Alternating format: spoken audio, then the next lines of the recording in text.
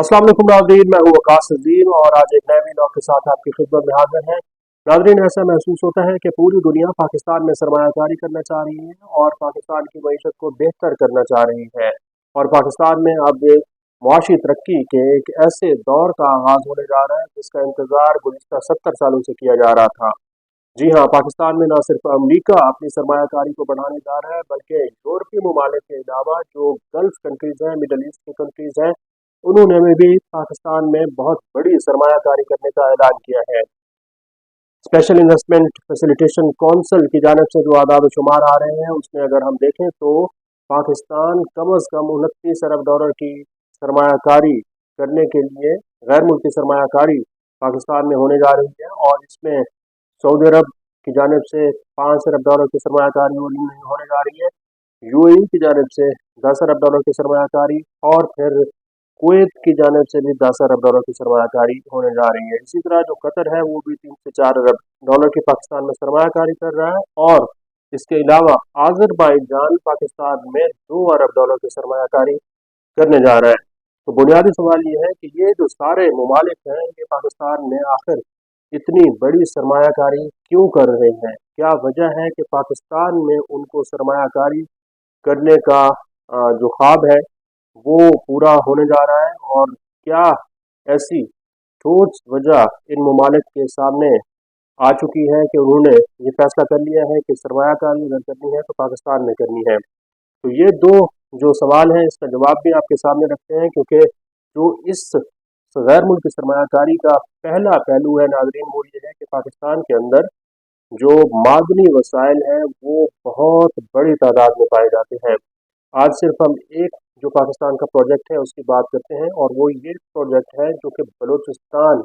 में पाया जाता है। जी हाँ, रैकोडेक मंसूबा जिसका नाम आप गुज़िश्ता कई सालों से सुन रहे होंगे, अब रैकोडेक मंसूबे के ऊपर बाकायदा तौर पर काम शुरू कर दिया गया है क्योंकि पाकिस्तान में जो वफाकी काबीना है उसकी ज़ेली कमेटी काबीना के इक़्तिसादी राबता कमेटी उसने अब रैकोडेक मंसूबे को कराची और पोर्ट कासिम के साथ मिलाने के लिए जो रेलवे लाइन है इसकी अपग्रेडेशन के लिए ब्रिज फाइनेंसिंग का जो मंसूबा था उसकी जो लागत थी तकरीबन 40 करोड़ डॉलर की लागत का उसकी मंजूरी दे दी है। अब नाज़रीन ये एक बहुत बड़ा तारीखी फैसला है जो कि हुकूमत पाकिस्तान की जानिब से किया गया है क्योंकि बलूचिस्तान में ये जो कॉपर और गोल्ड के रिजर्व हैं ये पहाड़ों में है और इन पहाड़ों को जब तक हम किसी बड़े शहर के साथ कनेक्ट नहीं करा करते, इनको इन शहरों के साथ मिलाते नहीं है तो जब तक इनका राब्ता नहीं होता तो इन पहाड़ों का कोई ऐसा फ़ायदा नज़र नहीं आ रहा था। तो अब पहाड़ों को शहरों के साथ कनेक्ट कर दिया गया है क्योंकि अब इन पहाड़ों के अंदर गोल्ड और कॉपर की जो माइनिंग है वो बहुत तेज़ी के साथ शुरू होने जा रही है। हम जानते हैं कि जो पाकिस्तान में रैकोडेक मंसूबा है, रैकोडेक का प्रोजेक्ट है, इसमें गोल्ड और कॉपर के बहुत बड़े वसाइल पाए जाते हैं और इनकी अगर हम मालियत देखें, वर्थ देखें तो ये तकरीबन कोई 180 अरब डॉलर्स के हैं। सिर्फ अगर हम गोल्ड की बात करें तो गोल्ड के जो ज़खायर हैं इनकी मालियत 60 से 70 अरब डॉलर की है। इसी तरह जो कॉपर के ज़खायर हैं इनकी जो तादाद है, इनकी जो मालियत है, इनकी जो वर्थ है ये भी 50 से 60 अरब डॉलर की है। अगरचे ये जो प्रोजेक्ट है रैकोडेक का मंसूबा ये तकरीबन अगले 35 से 40 साल के दौरान यहाँ से एक्सप्लोरेशन होती जाएगी, यहाँ से एक्सट्रैक्शन होती जाएगी और यहाँ से सोने, चांदी और जो कॉपर के ज़खायर हैं उनको निकाला जाएगा। अब यहाँ पर इन ज़खायर को निकालने के लिए रैकोडेक माइनिंग कंपनी एक तश्कील दी गई है और यहाँ पर यह भी आपको याद दहानी कराना ज़रूरी है कि जो रैकोडेक मंसूबा है इसमें 50% रैकोडेक माइनिंग कंपनी के शेयर्स हैं और जो 50% हैं वो हुकूमत पाकिस्तान के शेयर हैं, यानी कि 25% जो शेयर्स हैं वो बलूचिस्तान के हैं और 25% जो शेयर्स हैं वो वफाकी हुकूमत के हैं। अब ये इतना बड़ा प्रोजेक्ट है कि इसकी फाइनेंसिंग जो है वो बहुत बड़ी फाइनेंसिंग इसके लिए दरकार है। तकरीबन अब तक के अंदाजे के मुताबिक पाकिस्तान को ये गोल्ड, सोना, चांदी, तांबे के ज़खायर निकालने के लिए कम अज़ कम 7 अरब 70 करोड़ डॉलर्स दरकार है। तो पहले माजी में ये होता रहा है कि कोई भी दुनिया का मुल्क इतनी बड़ी फाइनेंसिंग पाकिस्तान में करने के लिए तैयार नहीं था, लेकिन अब चूंकि हालात तब्दील हो चुके हैं और रेकोटेक मंसूबे में दुनिया का हर मुल्क सरमायाकारी करना चाहता है, इसकी जो लागत है इसके लिए पैसे देना चाहता है, इसकी जो फाइनेंसिंग कास्ट है इसके लिए भी पैसे देना चाहता है। तो खुशखबरी ये है कि तकरीबन हुकूमत पाकिस्तान ने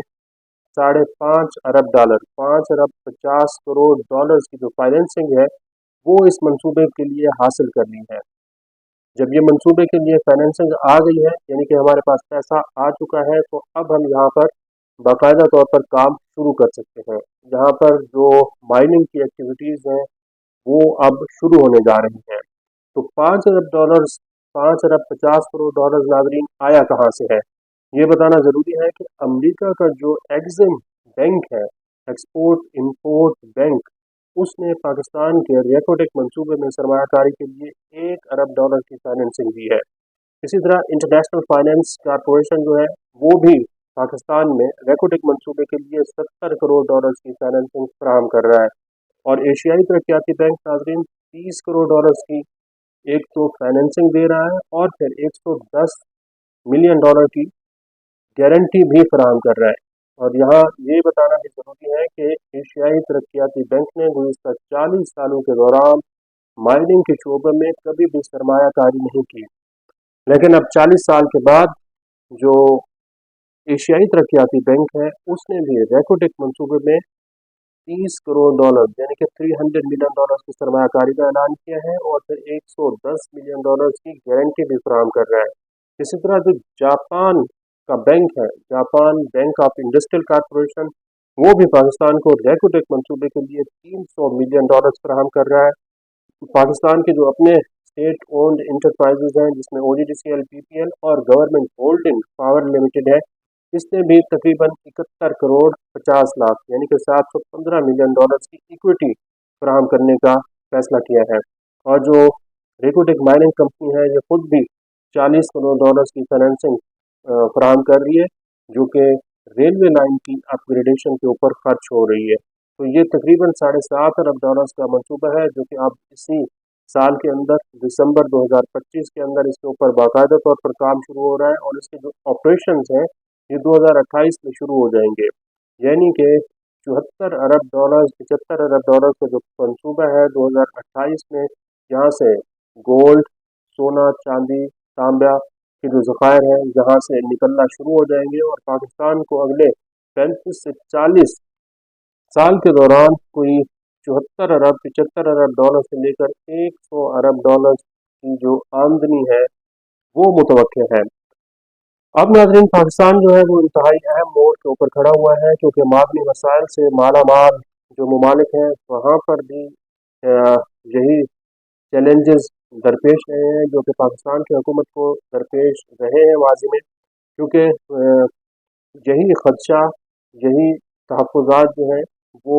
यहाँ पर भी देखने को मिले हैं कि मादनी वसाइल का इस्तेमाल अगर हुकूमत पाकिस्तान ने मेरिट पर शफाफ अंदाज में ना किया तो फिर पाकिस्तान के लोगों की जो ज़िंदगी है वो तब्दील नहीं हो सकेगी, पाकिस्तान के लोगों की ज़िंदगी पर इसका कोई असर नहीं पड़ेगा।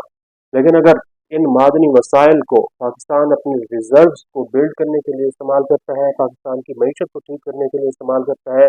पाकिस्तान की एक्सपोर्ट्स को बेहतर करने के लिए इस्तेमाल करता है, तो फिर पाकिस्तान न सिर्फ IMF के चुंगल से निकल सकता है बल्कि वर्ल्ड बैंक और अमेरिका की जो गुलामी है उससे भी पाकिस्तान बाहर आ सकता है। सिर्फ पाकिस्तान ने यह फैसला करना है कि ये जो मादनी वसाइल है इनको हमने पाकिस्तान के लोगों पर, पाकिस्तान के अवाम पर खर्च करना है, या फिर ये जो मादनी वसाइल हैं चंद अशराफिया की जेबों के अंदर चले जाएंगे। अगर ये मादनी वसाइल जो कि अरबों डॉलर के हैं, बिलियंस ऑफ डॉलर्स के हैं, अगर ये चंद अशराफिया के जेब में जाएंगे तो फिर पाकिस्तान की हालत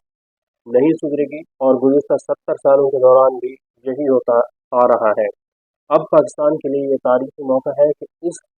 मादनी वसाइल को इस्तेमाल करते हुए